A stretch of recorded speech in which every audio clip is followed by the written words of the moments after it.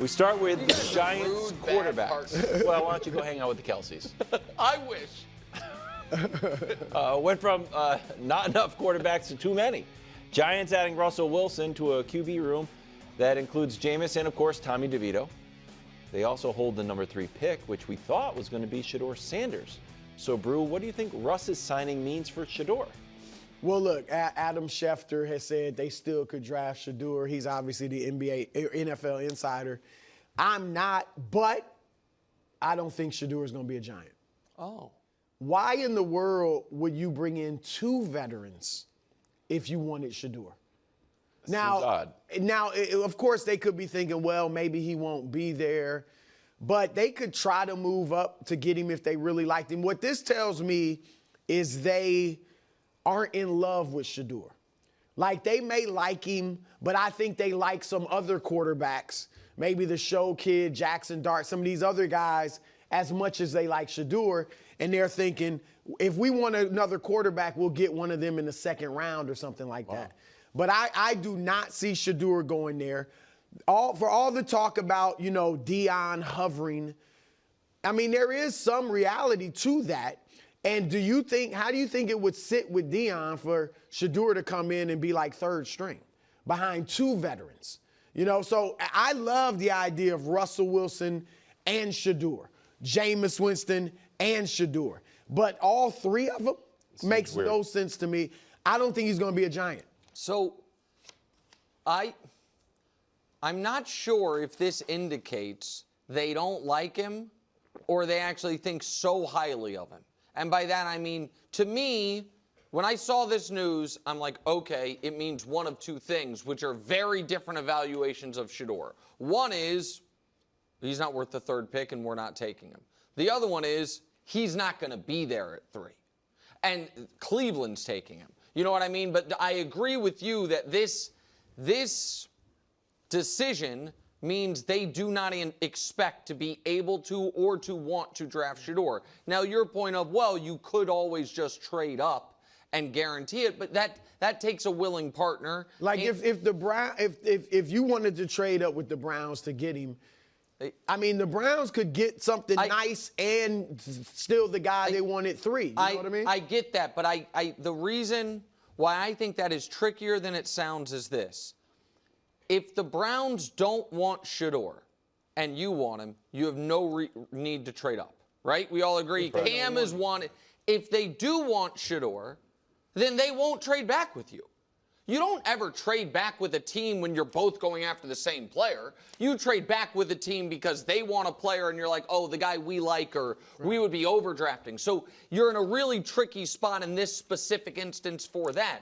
I don't think it eliminates the possibility. I understand what you guys are saying, but also Jameis's contract is relatively speaking cheap enough that if they ended up, oh man, we didn't think Shedeur was going to be there, so we're taking him, they could either cut Jameis, or the other reason that I will defend, not just defend the Giants, it's not that they necessarily need defending, but advocate for this process even if they still think we might draft Shedeur at 3. The price of these 2 players is so cheap, and we talk about the value of quarterbacks in the trade market, that I think in a world where Daniel Jones costs $14 million for 1 year, having Jameis and Russ on your, under your control contractually for a total of $14 million for next year, even if you draft a quarterback, if that just means, you know what, Jameis or Russ is an insurance policy, and maybe in training camp someone gets hurt and we can flip one of them for a 5th round pick. Like, the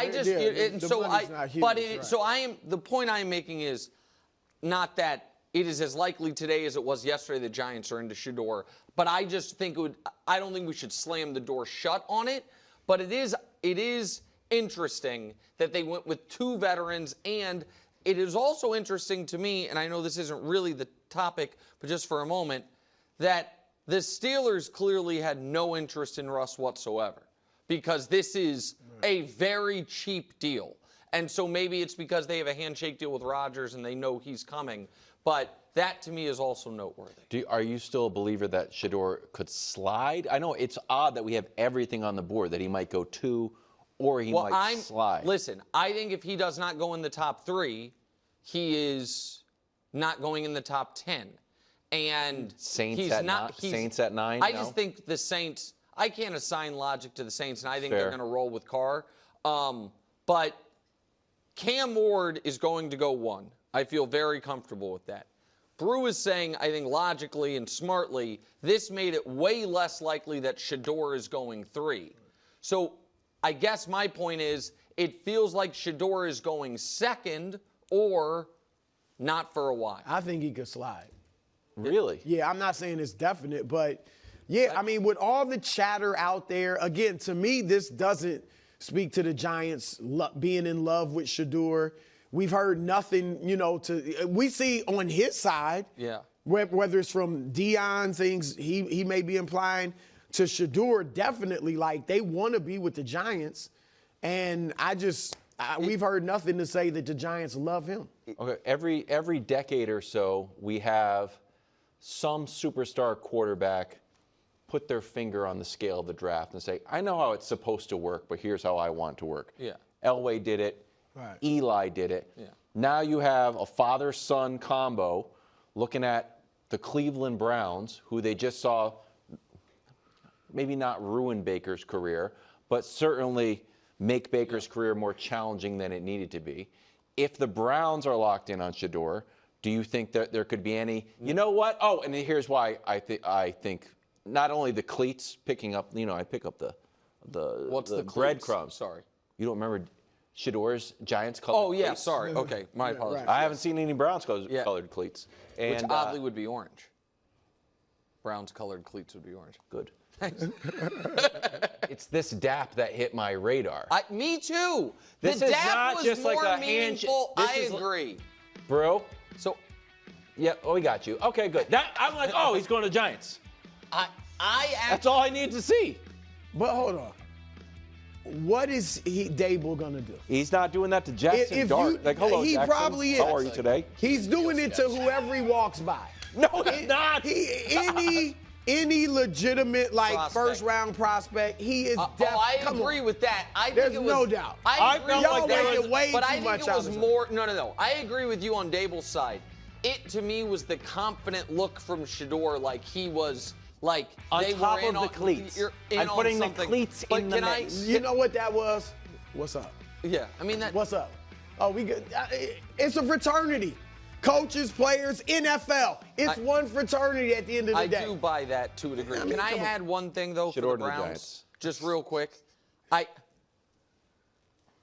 The Browns only. It is to me a major indictment on what at least one front office thinks of Shedeur if the Browns don't take him.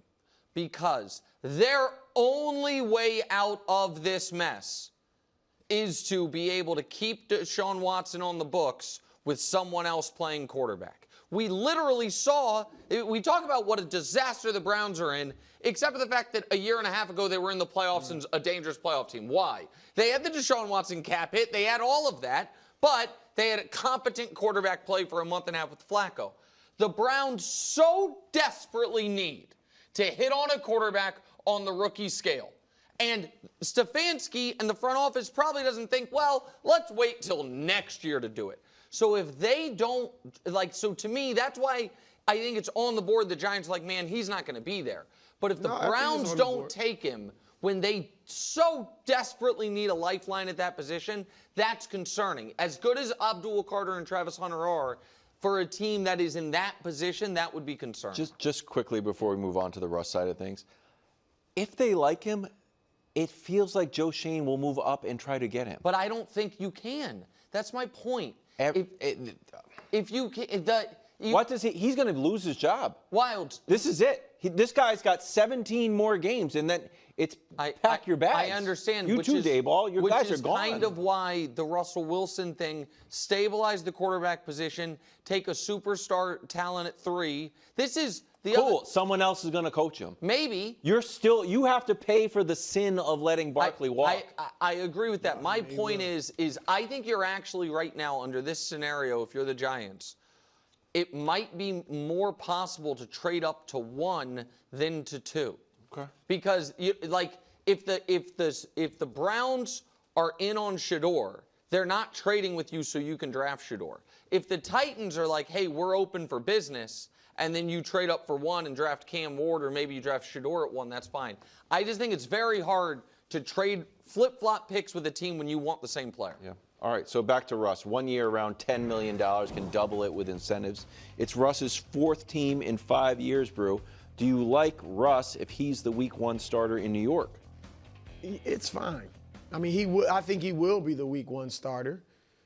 He's the best quarterback they've had since Eli, unless I'm forgetting somebody. And this makes them a little better. They're not as good as Washington, not as good as Philly. Probably not as good as Dallas, but they can battle the Cowboys for 3rd place in the NFCS East. I don't see them making the playoffs.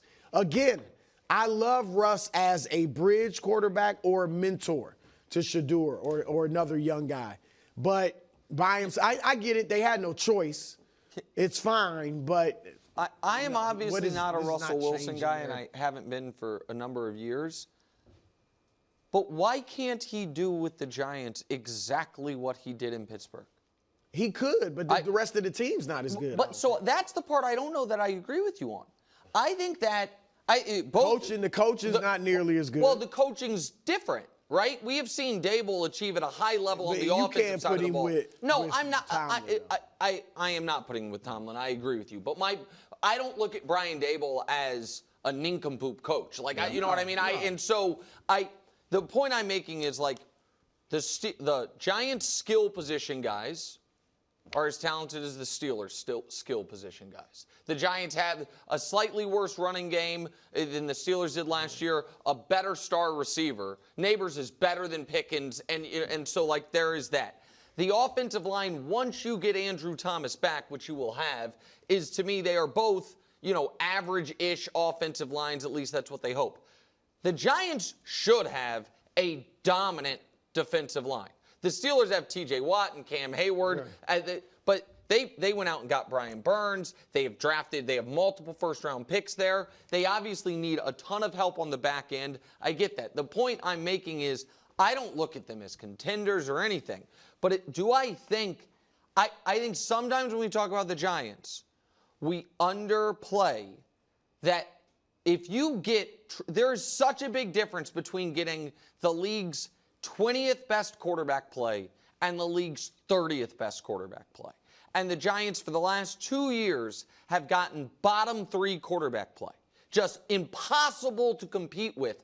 And so if Russell Wilson plays at the level that he did last year, could the Giants hover around 500 like the Steelers did? The Steelers had a different thing, but they were 500 with Russ. It was just a weird trajectory there. I like that. I think that I don't think that, especially if you add at number 3, add 3 Abdul Carter or Travis. Sorry, buddy. What? But I think it'd be Travis Hunter because they've spent all that money on their defensive line already. You add Travis Hunter. That would be interesting. That would be. It wouldn't be nothing. You know what I mean? And so that, and they would certainly have the ability to add either Abdul Carter or Travis Hunter. We get Abdul Carter? And so, who's we? The Patriots. Oh, the Patriots, sure. No, whoever gets your concern is that the Browns nor the Giants are in on Shedeur.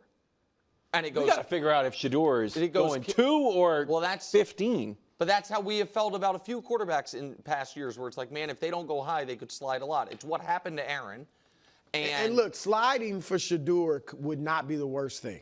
Because maybe you go to a better team. I don't think he'll slide past the Giants. He can't. Well, but it is odd that they have 2. It doesn't make sense to me. It's strange. Speaking of things that don't make sense, this next story. This next one? Oh, okay. We'll talk about the Patriots. What's better than having one former Buffalo Bill wide receiver, 2 former Buffalo Bills wide receivers? Stefon Diggs joining Mac Oh, I Hollins. forgot about that. Has 2 additions for the Patriots. Schefter saying that even though he tore his ACL in Week 8, he's on track to be ready. Wow. Week 1. That's amazing. It's really amazing how the reports of these guys recovering from injuries, they're always on track or ahead of schedule. You've heard what Bruce said. ACL's We're yet to have the insider tell us. Turns out, not on track at all. It's actually longer than expected. Yeah, One day Christian it'll McCaffrey went to Germany and they had yeah, but he was Achilles on track tendonitis. for Week 1. But go ahead, sorry. I'm going to go first here. Yeah. Go ahead. Because the question is, Love it. I'll be honest with you. I don't love it. You do. I like it! I like it, though. I like it. Not bad. Not as good as Greg's, but not bad. I like it. Here's why. Again, my You whole did the reverse misdirection. Yes, I know. It was pretty good.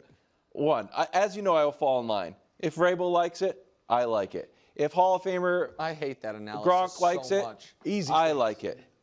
If Hall of Famer Julian Edelman likes it, I like it. Here's the other thing. He was good with the Texans. I know he's old. He was. Here's where he was fine. at He was like before he 7th got in the hurt. league in reception. That yards per Thank you. reception is the concern.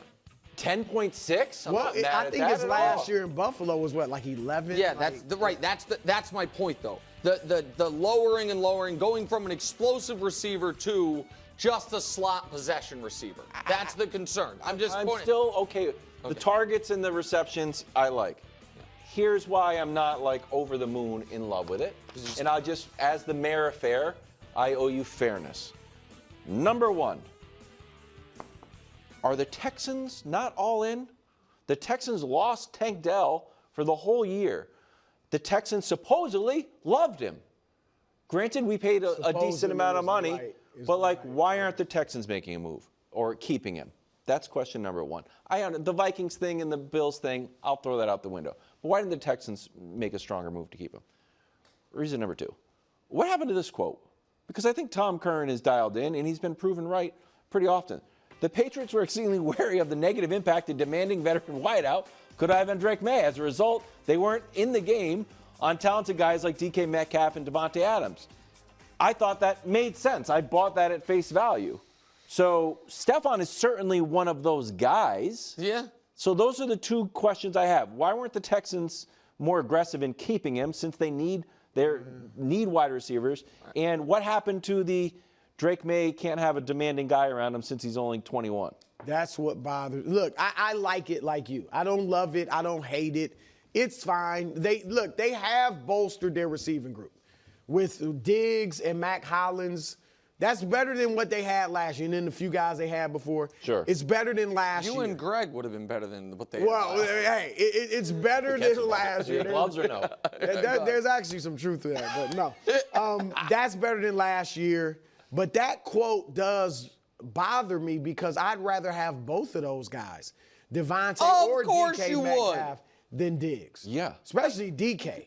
Yes. And so, but look, overall, I think this is fine. Diggs was good for a young Josh Allen. I think he could be good for a young Drake May. He's got some money now, so he shouldn't be squawking about money. So you would think he'll go be. It's really only the 26 million. 26 million.